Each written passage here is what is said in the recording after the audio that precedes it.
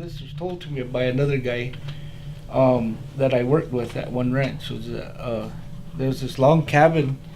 This guy was living in this log cabin, and he had slept there. The first night the second night he woke up. He was awakened during the night to somebody knocking on his door. So he got up and went to look, but there was nothing there.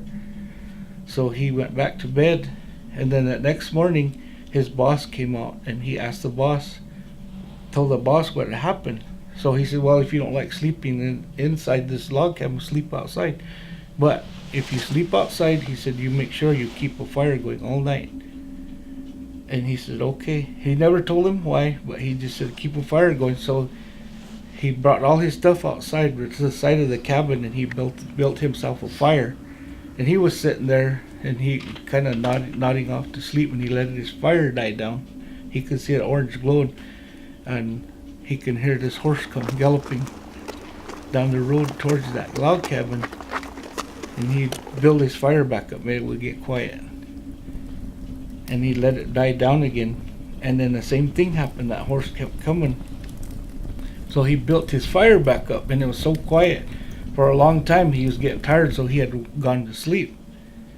And his fire had died down, and he was sitting there. He was leaning against the log cabin with his arms crossed, and he happened to open his eyes up, and there was a skeleton sitting across from him on the other side of his fire looking at him.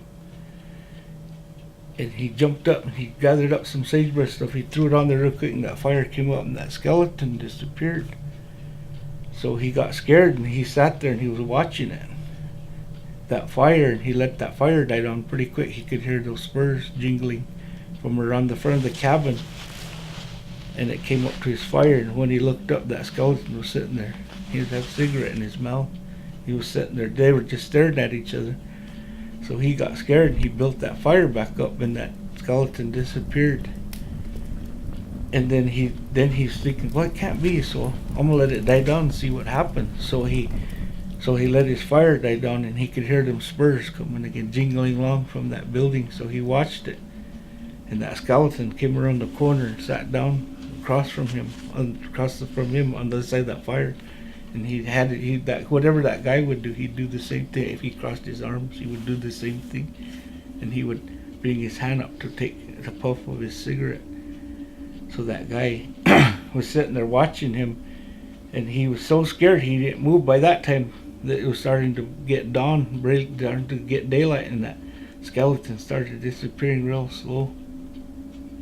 And he just watched it, and it all disappeared.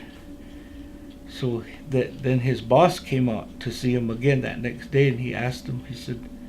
Told him what had happened. He said, "I know you're not gonna believe me, but this is what happened to me. This is what I saw." And he said,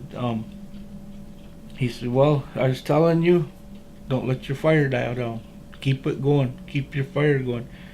That's what happens when you let your fire die down." He said, "You go around the back of this cabin, about 10 feet away. There's a grave there, and that grave belongs to this cowboy that used to live in this building. And they say that certain nights he comes out. If you don't build a fire, you'll see him." What that guy he was seeing was that dead Mexican cowboy that died there in that cabin. They buried him 10 feet behind the back of that cabin, and that cabin is still sitting out there in Mary's Creek.